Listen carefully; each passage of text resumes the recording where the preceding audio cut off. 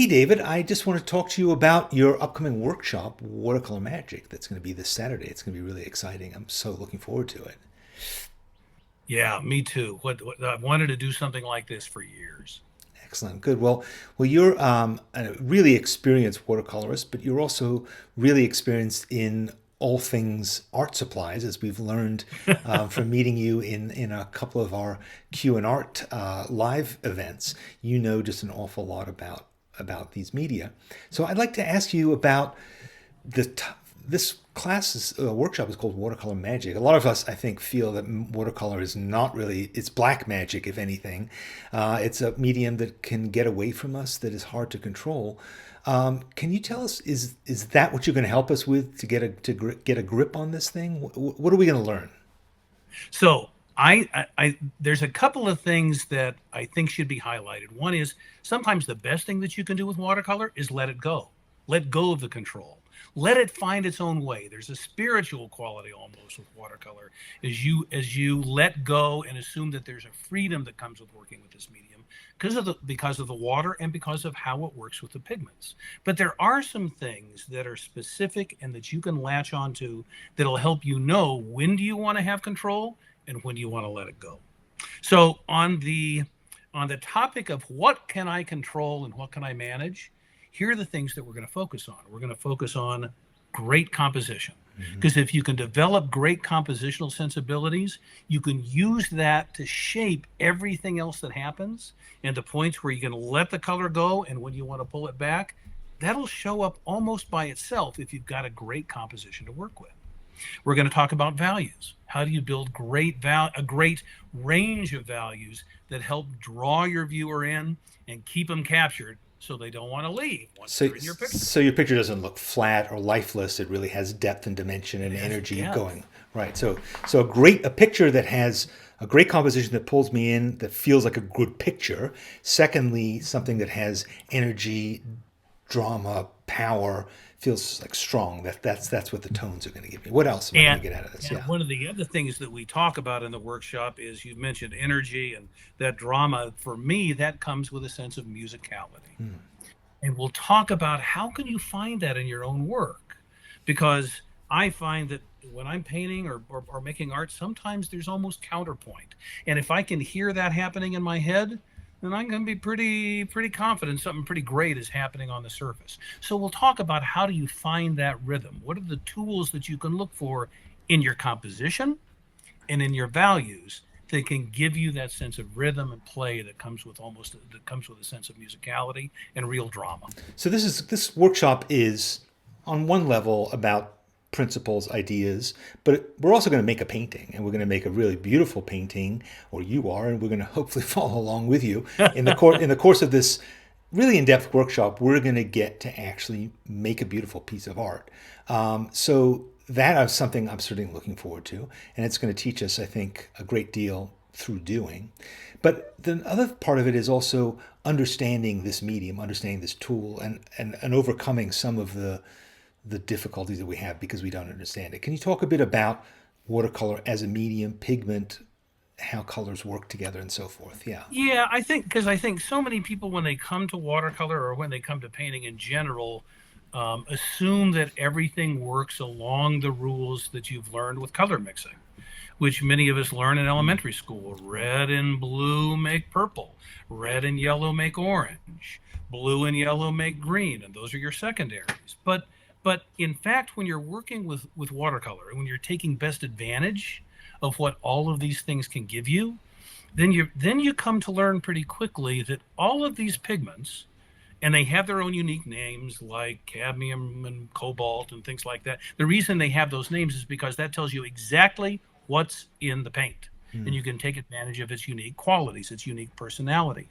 And every one of these pigments comes to life with its own personality, just like babies and puppies. They come out ready to go with their own unique personality. So we're going to talk about some of the different pigments that will give you control over the paint over the painting process that you may not have been aware of. So, for example, I got to make sure I get this oriented correctly. So, here's a mixture of red and blue that makes that's not purple.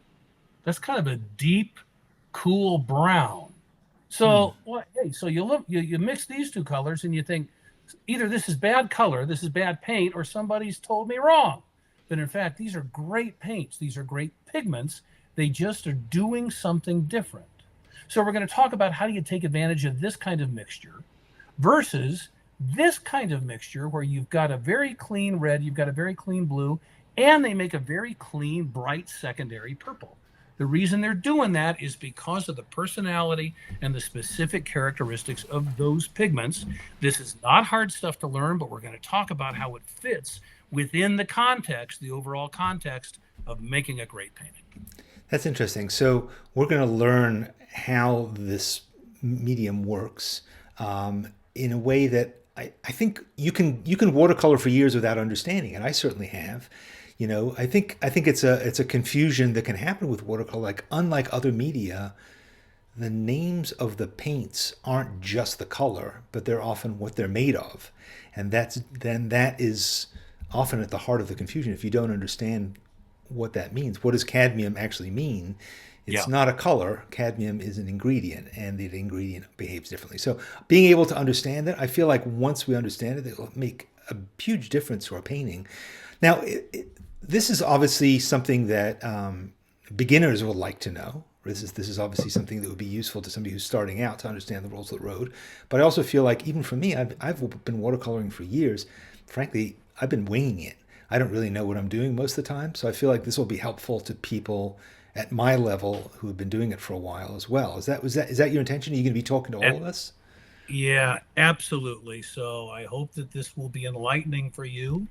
I also can't think of a better way for somebody who's just coming to watercolor to start, Right. because this gives you a sense of, again, some of those fundamental design elements, composition and value and color. But these tools, the things that you can do, the power that you gain by understanding these pigments gives you a head start with everything else that'll come later. Right. And I believe that anybody who's going to partake in this process and have fun with us when we jump into this on Saturday, Danny, I think is going to find that it gives them a foundation that they can build on, not just in making this particular painting, but creates a foundation that you can build on that'll carry through with every painting that you make thereafter.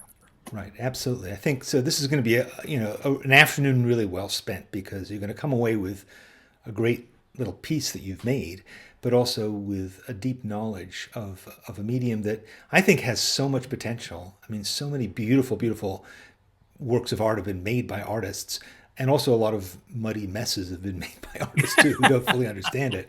But I think the potential is there, and if in an afternoon we can learn all this stuff, awesome. But I think you're a fantastic teacher. You're deeply knowledgeable, and you're a fun and funny guy. So I think it's going to be a great experience too. And also, there's the opportunity for those who want to get feedback from you and for them to show their paintings to you. So you'll be showing us what you do. We'll be able to show you what we do and get some feedback for those people who want to sign up for the feedback session. So I think that's going to be really interesting. Fun for you too, That'll be hopefully. fun. Yeah. Yeah, Oh, that'll be a blast. That'll be a blast. I got to add one thing. So sure. you talk about people making muddy messes. One thing that I think that's important to remember is don't be afraid of the muddy mess. This sounds trite, but it's all part of the process. Right. And every time you take a step which feels challenging, what it really is that you're taking a step in developing your own skills and your own sensibilities. And that's the process that ultimately, over time, that's how the magic happens. Good, excellent. We will see you on Saturday, and it's going to be really fun, really interesting, and a great learning experience. So, and fun too. So, It'll be thank, magical. thanks so much.